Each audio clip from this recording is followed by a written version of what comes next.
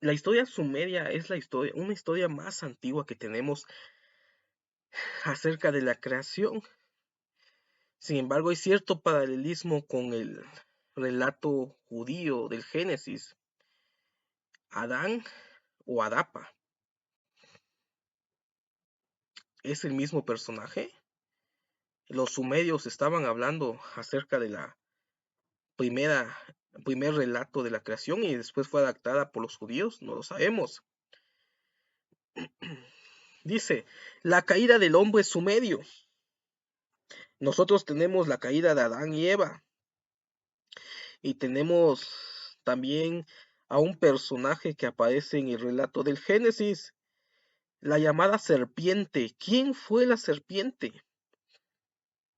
Teológicamente le hemos metido al texto cosas que nunca trató de decir. Teológicamente se ha interpretado en la Edad Media y aún en la época de los padres de la Iglesia y en la época intertestamentaria de que esa serpiente era el diablo o era Satanás. Sin embargo, en la antigüedad, la serpiente no era Satanás. El desarrollo teológico histórico de Satanás, mm, como nosotros lo conocemos en el cristianismo, se desarrolla en el periodo intertestamentario, es decir, el siglo III antes de Cristo. En el libro de sabiduría es el primer rastro que tenemos acerca del Satanás o Lucifer cristiano y que posteriormente el cristianismo adopta en su literatura y la podemos encontrar en el libro del Apocalipsis, la gran serpiente antigua.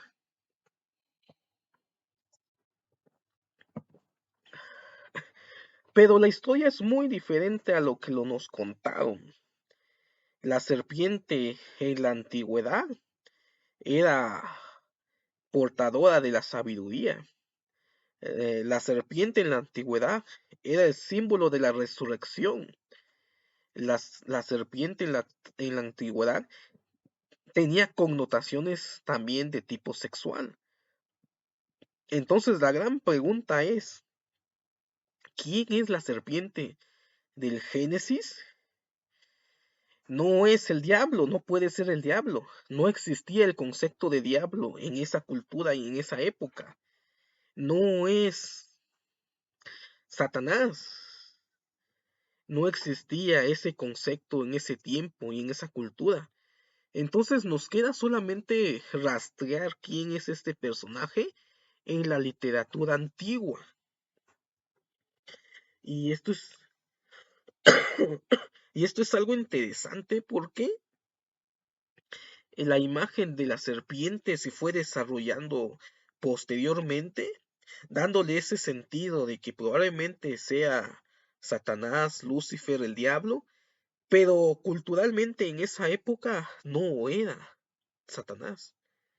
Y solamente nos queda una hipótesis. Y eso la encontramos en la caída del hombre sumerio. Dice, el dios An, molesto con el género humano, quiso acabar con él y le ofreció el alimento de la muerte. Pero Adapa, advertido por Ea, no quiso comer ni beber nada. Así cuando Adapa habló a los dioses y An, arrepentido de su mala intención, le ofreció el alimento de la vida eterna.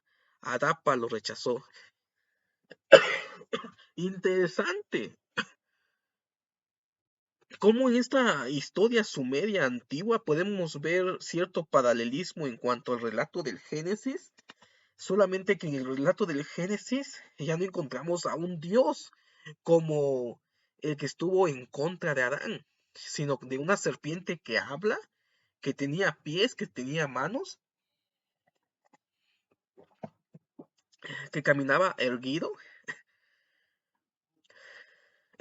Entonces aquí vemos esa relación entre esa historia del Génesis y la historia sumeria. Y podemos ver de que probablemente nos estén dando la versión judía de la versión sumeria. y de que probablemente esa serpiente haya sido un dios, simplemente que no lo podían poner en la literatura judía porque ellos tenían el pensamiento monoteísta en el exilio. Entonces tratan de disfrazar a este dios pasándolo por un animal, por una serpiente, y de esa forma quedó en el relato del Génesis. Y es algo interesante el paralelismo, como en el relato sumerio, este personaje Adapa, se le es ofrecido un alimento.